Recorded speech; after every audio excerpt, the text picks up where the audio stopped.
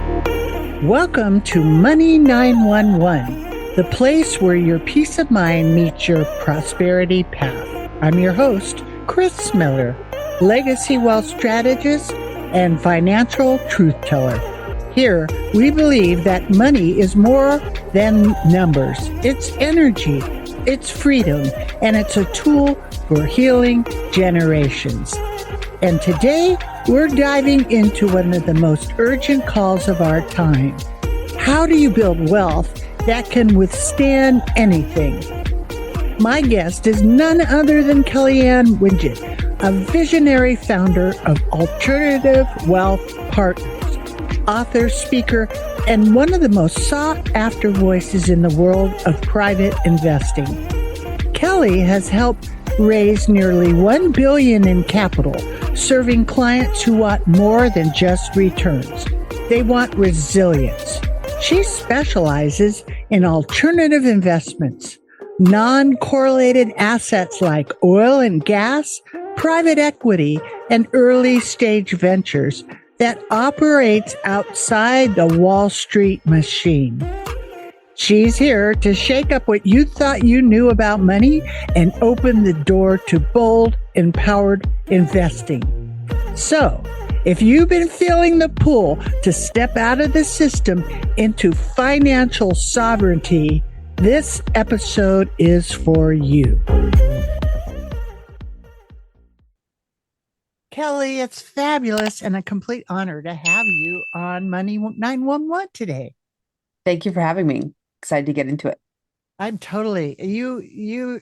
When I saw you guys speaking in Dallas, and I just got so excited about, raising capital and doing such, living the legacy, because that's what I'm about. Living the legacy now, not waiting till you cross over to live it, right? Well, let's change the world now and get the big smiles, and that's beautiful. So, it's not a small thing. You've raised nearly 1 billion, right, in private capital.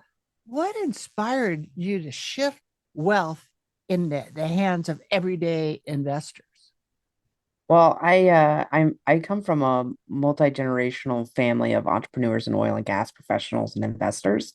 And so I was always in this space. Money was never a taboo topic for me. And so, I spent my whole career, I started early making a lot of money. I was a teenager working part-time in high school, making almost six figures, because my first job was in sales. And so I learned that I liked money.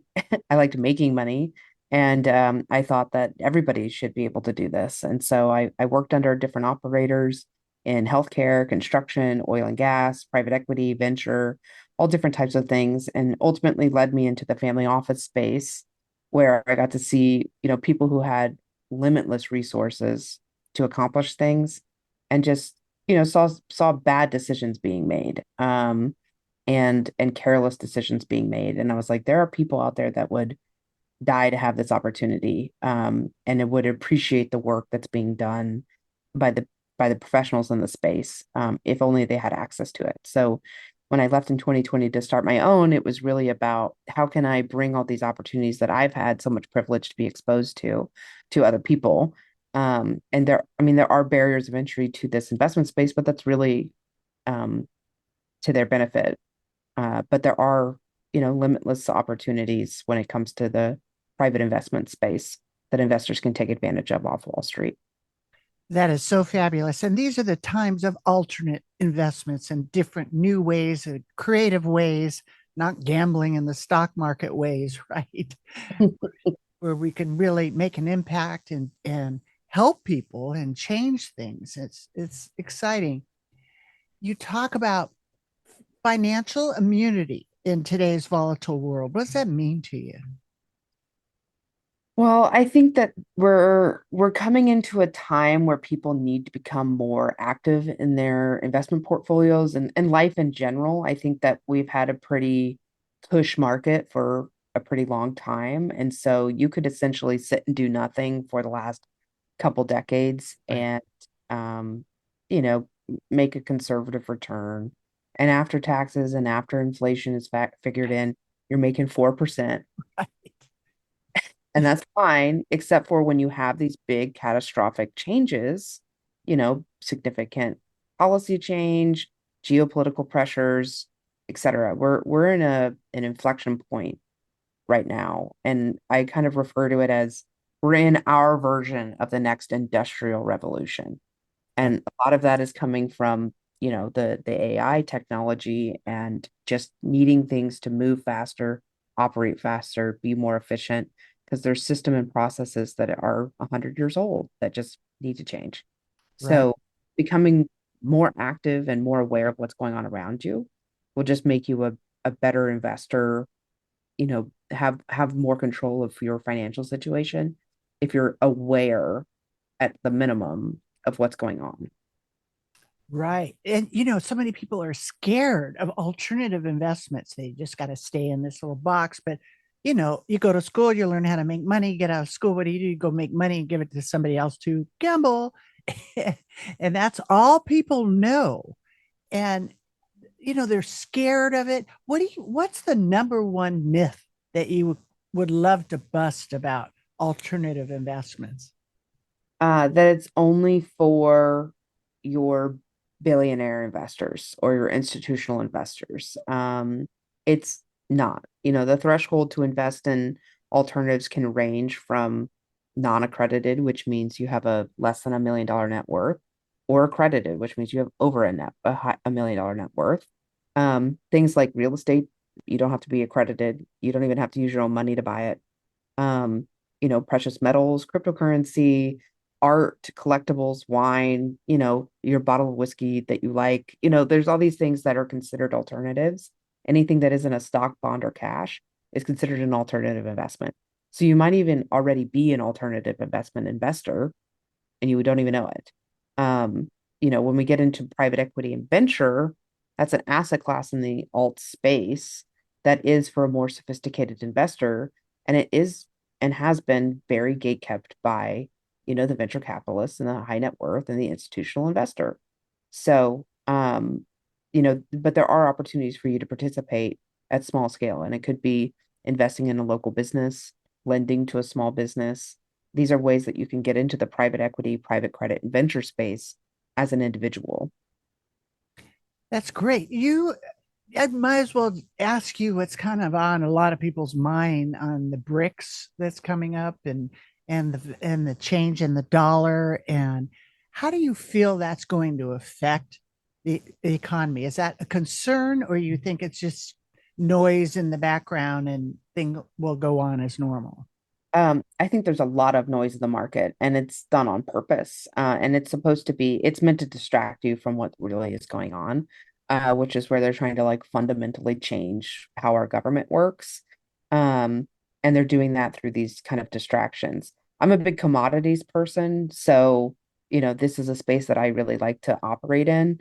And I think that moving away from the US dollar and oil prices and stuff is never going to happen. So, uh, despite, the pressures on the credibility of the United States, it'll be short-lived. We have to remember that administration changes every 2 years, and Right. so even at the local level, it's changing every other year. And it's, I think that if you start to look at things in 10, 20, 30-year time frames, more generational, that these things aren't as upsetting. There are natural trends in every asset class, but there's fundamentally things that if that changes, there's going to be bigger problems in your investment portfolio. Mhm. That's a great way to put it too. So to me, you're like a champion of underrepresented voices in finance. And a lot of people feel like they're locked out of the traditional wealth system and can't wrap around it. What kind of advice would you give those folks? I think it's about finding an advisor or professionals that are open to what your goals and values are, instead of trying to give you the same cookie cutter experience that they're giving all 300 of their clients. Um, there are a lot of local financial professionals that includes your CPAs, your tax advisors, your lawyers, your estate planners, your insurance people, like all these people that are part of your big financial decisions, you can get hyper localized and people that align, deeply with what your goals are. Being open and upfront about that with your advisors is really important. You can see that some of these bigger institutions that haven't primarily focused on high net worth are starting to shift that way. And that's because they, unfortunately have felt like they've bled the lower investor out. So now they have to go after a different demographic. And that's how you have, people like Edward Jones offering a high net worth private client services after how long, you Right. know, and they're on every corner. And now you think that somebody who used to be a used car salesman 6 months ago is going to know how to do with your $10 million plus net worth. Exactly. So, Exactly. try to make sure that you're working with professionals that understand where you are and where you want to go. You don't want to work with advisors that have never seen $1 million in an income in a year if your business is doing 3 to 5. So there's a time to fire the people that helped start you, which is great. Appreciate them for everything that they've done for that. But you have to grow up and unfortunately work with better people as you get bigger. Right. Good point. So it's overwhelming, entrepreneurs, busy, professional CEOs. How can they not get into this overwhelm when they start to explore alternative assets and, how do they not get overwhelmed? Try to find spaces that aren't biased. So like there Mm, are local like angel investor groups, peer groups, community organizations that are more focused on education and support than like trying to sell you a product. Um, I'm a fund manager. Of course, I want you to, give me all your money and I'll invest it in stuff. But, I am also sensible enough to know that it's not for everybody. I also don't want all of your money. I want a part of your portfolio. And it's really about alignment. If we're not aligned on what I want to invest in and what you want to invest in, then I'm going to point you in the right direction of like, here's people that might make more sense. So you want that's to you great. want to work with people who are open-minded enough and willing to like let go of what they potentially could make money on at your best interest, or find groups that are just unincentivized that way. That's great. Unincentivized. Yeah. Okay. So, you're making lots of money, and some of the powerful tax strategies most people miss outside of Wall Street. What would you say there? If you're a high W-2 earner, there's not a lot of options for you. That's why there's a big, on social media and stuff like that, where it's like become a business, right? America only Mhm. thinks about a business. And Right. so there's some truth to that. Like there's a lot of tax incentives for business owners. If you're an operating business, you get to, take advantage of way more of the tax code than the W-2 employee. There are assets that allow you to take tax advantages from them as a W-2. And those things include like oil and gas and sometimes real estate, depending on how you're invested. But those things are things that can directly reduce your taxable income. So if you don't have exposure to those assets, like let's take oil and gas, for example. If you invested $100,000 into an oil and gas drilling project, you could deduct $100,000 from your taxable income, Mm. most of that in the first year. So you could, conservatively say 75,000, $80,000 of your investment is tax deductible in the first year. So if you made $1 million and you put $500,000 into oil, you could reduce your taxable income by 350, $400,000, which is about $100,000 tax savings. So, which is pretty That's, yeah. significant. So this is Yeah. this is why, private investors, family offices invest in these other types of assets because there's so many more incentives around investing in the economy this way, and you get to benefit from the tax incentive. The government loves to pay the private investor for things that they don't want to invest in. Mm. So, if the government doesn't want to pay the bill and you pay it on their behalf, they're going to let you write it off.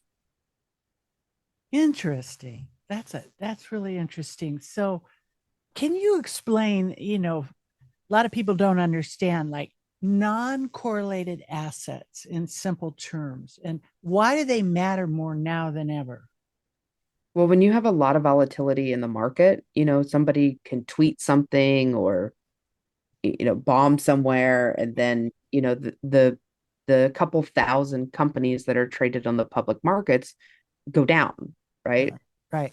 Have millions of privately owned businesses in the economy in the real world, that are operating and experiencing growth, and those types of things are opportunities for you to have a portion of your money invested in things that when the market is doing this, it's staying relatively flat. And this is the kind of the argument with commodities. When the market is crazy, commodities are typically very stable, or increasing, right? We had really high oil prices the last 18 months. Um, Right. Even now they're higher than they were, pre-COVID. And if you're paying attention, like I bought a bunch of Occidental stock in April of 2020. So when oil went negative 40, like I was buying all of the oil assets I could buy because I know that in reality, the real world, oil isn't negative 40. And even on a bad day, oil sits around $40 a barrel. And everyone's still kind of making money at that point. So anything over 40 is all gravy. So these are types of things that you can look at that aren't necessarily correlated to the market. Real estate is pretty attached to the market. But a lot of the other alternatives aren't necessarily. Great. Great. Boy, that's the, you know, do you teach classes? This is so important. Really. I'm I'll talk to serious. anybody about this stuff all day long. Oh, it's fabulous. Well, I'll have to have you back. I have a financial wellness program I'm getting out there because of just, people don't understand money, just the basics of it. Yes. And after like 6,000 people, I've done this for 35 years in my practice, they'd come in at retirement to start their retirement plan. Yeah.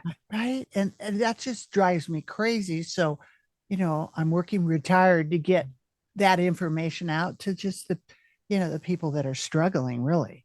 Yeah. There's definitely some mismarketing on Social Security and Yeah. Ugh, 401ks and stuff where people really, yes. I don't know if tricked into is the right word, I would but agree. they were like, encouraged Yeah. to support the system that they were going to be taken care of by doing nothing. Yes. Meanwhile, these massive institutions were built on the wealth that they were taking from paycheck to paycheck to paycheck, for your benefit, right? Right. So, with Right. air quotes, if no one can see me on the screen. Right.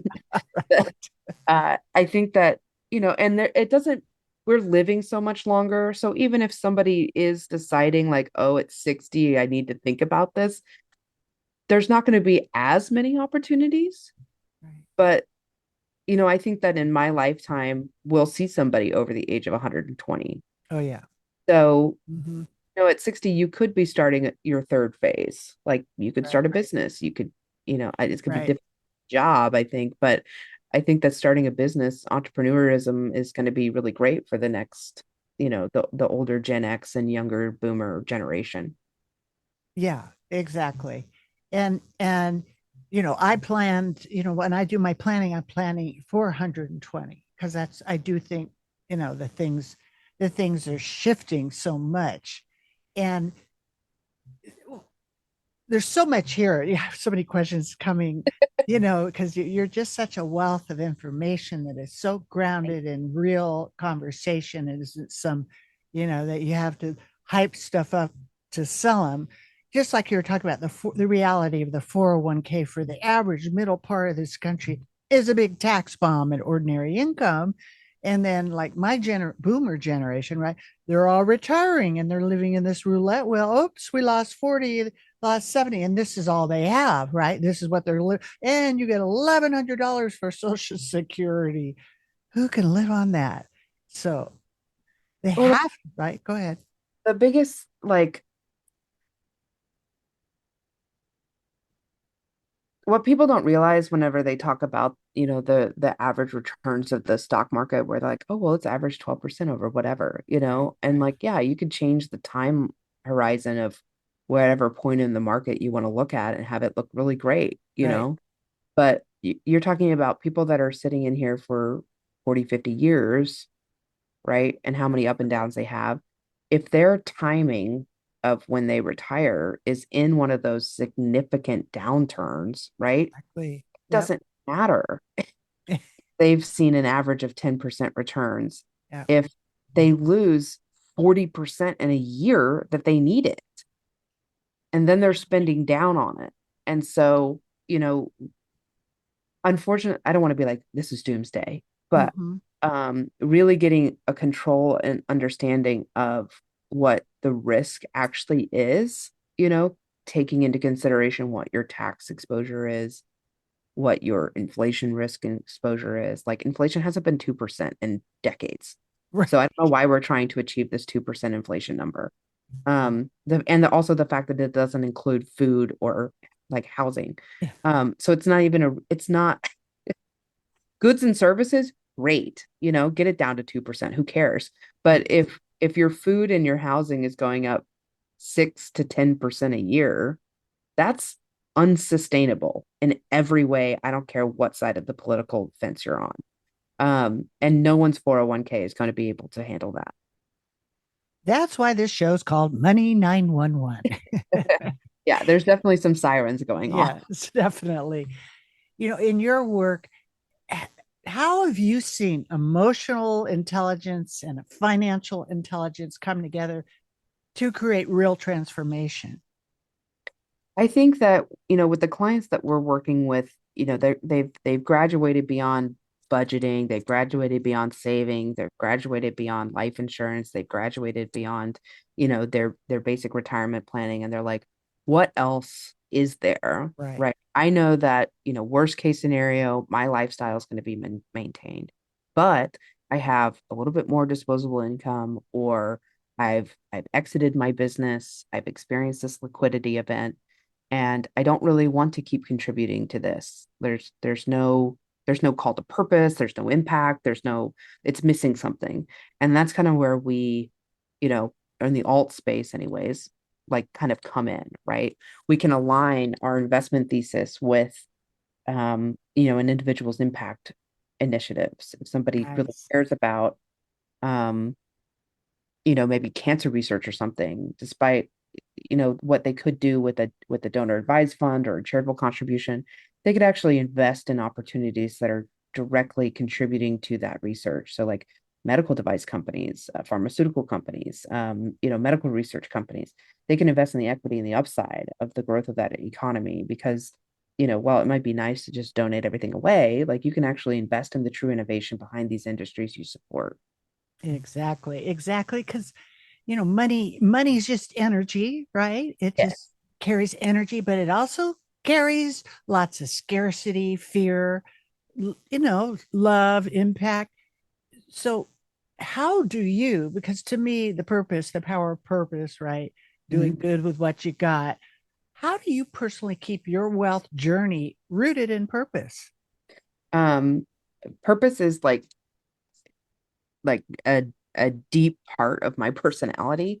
The only times in my life where I felt really out of whack was when I lost touch with that sense of purpose. Mhm. And what my purpose was early in life might have changed a little bit, but for the most part, it's about uh I was born into this world with a tremendous amount of privilege, and I have always felt my purpose and responsibility is to share that privilege in every way possible. So, that's I'm deeply connected to that. And I don't think that the money part is great, but the and how I do it through wealth is the way that I understand how to do it. So, um, I don't ever assume that somebody can't do what I do just because of their financial status. I've experienced every type of financial status, whether it was self-inflicted or not. And I think that if I've had the privilege to do it, then I should be able to share the resources and tools and education that I was able to have to get out of those situations with people who don't. That's it right there. That's it right there. Hey, in your book, right? Mhm. Pitch the bitch, right? Yeah. You speak boldly about claiming your voice in a male dominated space. So And I have a lot of women listeners. And what can women learn when it comes to wealth building? So, Pitch the Bitch, Grab Your Financial Future by the Bags, was inspired by the movie The Boiler Room, which came out in like 2000, has like Vin Diesel in it. And one of the first scenes in the film are like the old stockbrokers teaching the new stockbroker like the lay of the land. And so Mhm. he's like, rule number one is you don't pitch the bitch. Get a woman on the phone, you hang up. But she'll call you if the stock's up, she'll call you if the stock's down. It's just not worth your time. And so that was kind of like I heard this in real life, like many times in my career in some form or fashion. Don't talk to the woman, don't talk to the person of color, don't talk to the foreigner. They don't have any money, right? Mhm. But my personal experience is that all the people in my life that had money were those people. And anytime I was talking to an investor, typically an older white man, they had to confirm with their wife on whether or not they could make a decision, right? Yeah. So, there's all this kind of like mass marketed language, Mhm. pop cultural language, that's creating that voice in the back of your head that says you can't do it. Women aren't good at money. Women aren't good at math. Like they shouldn't make the investment decisions. Just let your husband do it, like or your dad do it or whatever. Mhm. And so the book really walks. Every chapter is like some sort of pop culture reference or like literal reference or whatever about why you don't know this information, and then here is the information. And it's a starting point so you know at least where you should go look to educate yourself. It's not going to tell you how to do everything, but it is going to say, you know, at what point do you go from a digital bank to a brick and mortar bank? When do you go from a digital bank to a private wealth advisor? Like there's times when you should be thinking about things. What kind of accounts should you be looking at? What accounts are there even available? A lot of people don't know all the different types of retirement accounts or tax-free accounts that you can use to pay for different things in your life. So the book just highlights these very high-level things that, when you graduate from budgeting and saving in your life, and now you need to know what else to do with your money. Like there's a lot of financial literacy books out there on the budgeting and the saving, but Yep. not on this middle ground between, Yep. you know, becoming a stock trader and Right. what else you should do with your money. It's like either end of the spectrum and nothing in the middle. And so we try to be that middle book. Cool. So that's great. I mean, you and I are on the same bandwidth there. And I just want to ask you, what's one belief about money that really changed everything for you? Um, I was I'm fortunate enough to come from somewhere that never made it feel like money was difficult. So, um, and then I don't know if it was a good thing or a bad thing, but being 15 and being in sales and making that much money in high school, you have a lot of disposable income. So for me, it was like I could either go to work on a Saturday and make $1,000, or I could go not to work and spend all my time in the sun, right? Right. And so that's kind of the mentality that I've had through most of my life where, worst case scenario, I'll go get a job, right? Worst case scenario, I'll go make more money.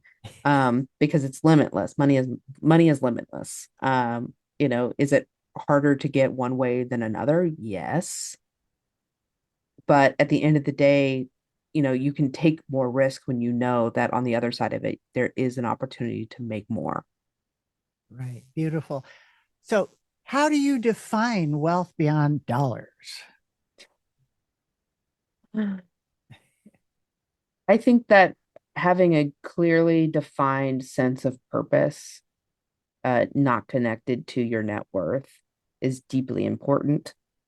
If you're not making the world a better place, then what are you doing here?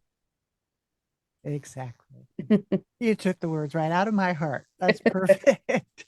Perfect. Tell everybody how they can contact you. I can know I've got a lot of investors that listen to me, and a lot of people are coming and wanting to know more about alternative investments. Sure. So we have a website, it's alternativewealthpartners.com.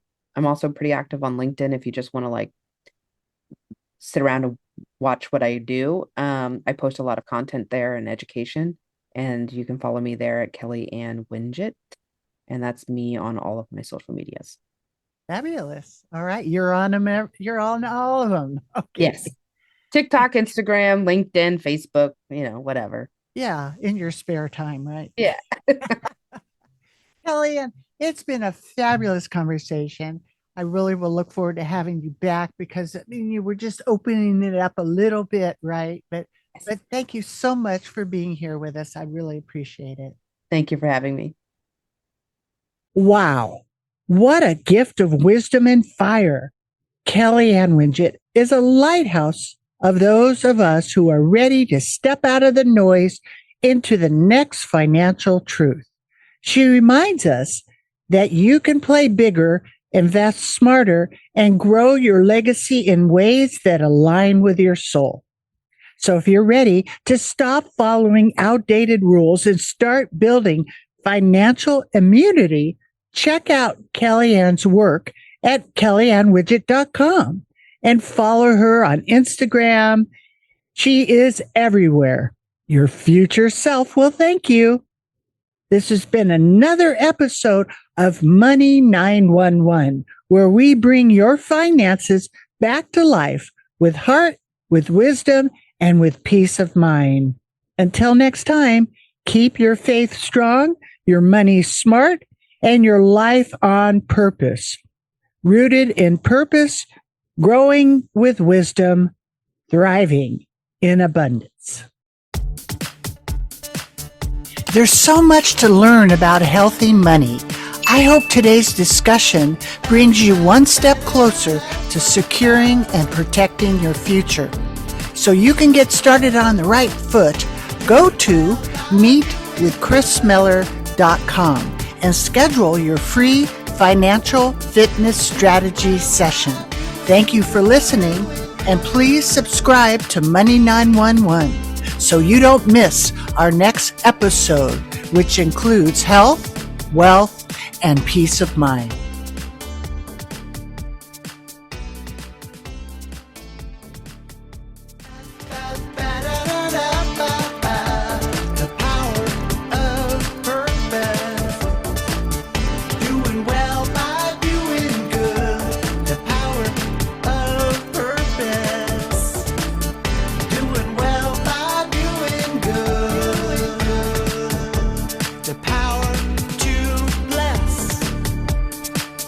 Lives inside of